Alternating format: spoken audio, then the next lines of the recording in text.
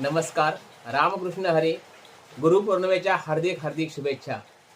लक्षात ठेवा, जीवनात गुरु ह्यो असलंच पाहिजे, कारण गुरुशिवाय पर्याय नाही. गुरुशिवाय या देहात किंमत नाही. गुरु का महत्वाचे आहेत बघा, कारण गुरु जेव्हा आपल्या ज्ञान देतात, म्हणजे आपल्यातला अज्ञान नाहीसा करून जेव्हा ज्ञान देतात ना, तेव्हा आपल्यात काहीतरी बदल घडतात आणि आपण चांगल्या मार्गावर जात आहोत. परत गुरु ज्ञान देताना कधी भेदभाव करत नाही किंवा वागणूक प्रत्येकाजवळ सेम ठेवतात. म्हणजे समजा डॉक्टर, वकील, इंजिनियर, उद्योजक असलो तर त्यासनी खुर्चीवर बसवतात आणि सामान्य माणसा खाली बसवतात, असं काही ते करत नाहीत. गरीब श्रीमंत काळो गुरु असला काही ते मानत नाहीत.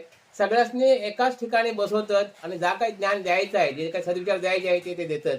आणि त्याच्यामुळे तुम्हाला मग एक चांगला मार्ग मिळता आणि आपल्या चांगल्या मार्गावर जाऊन आपण चांगला संसार करता आणि आपल्या कलेत प्रगती करून आपला नावलौकिक होता. आणि म्हणून गुरु श्रेष्ठ आहे, लक्षात घ्या.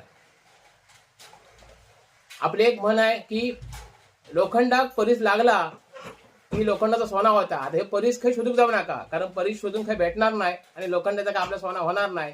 तर परीस म्हणजे काय, तर परीस म्हणजे गुरु.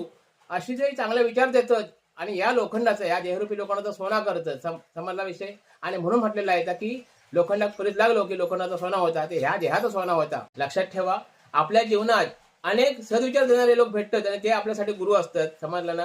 कारण असंच झाला, परवा पोलीस स्टेशनात गेलं होतं. तिकडे दोन भावांची जमिनीवर भानगड झाली होती, पण पोलीस बांधवांनी असा काय ज्ञान दिल्याने ना की 100% सगळ्यांचेच परिवर्तन होणार. पोलीस बांधव बोलले, अरे ही जमीन जागा आहे ना, ही पूर्वजांनी म्हणजे आपल्या आई वडिलांनी, आजोबांनी हे एकत्र करून ठेवलेली, तेही कधी भांडले नाहीत. पण तुम्ही ही क्षुल्लक कारणासाठी हे सुशिक्षित लोक तुम्ही भांडताव, शिकलेले लोक तुम्ही भांडताव, हे चुकीचं आहे. समजलं ना. या भानगडीत समजा एखादा जीव गेलो तर ज्याचा जीव जाता आता कुटुंब उद्ध्वस्त होता आणि जो जीव घेता त्याचा पण कुटुंब उद्ध्वस्त होता. म्हणजे किती पश्चाताप आहे बघा. असं समजावून सांगणे ना, तेव्हा खऱ्या अर्थाने सगळ्यांचे डोळे उघडले. समजलं ना.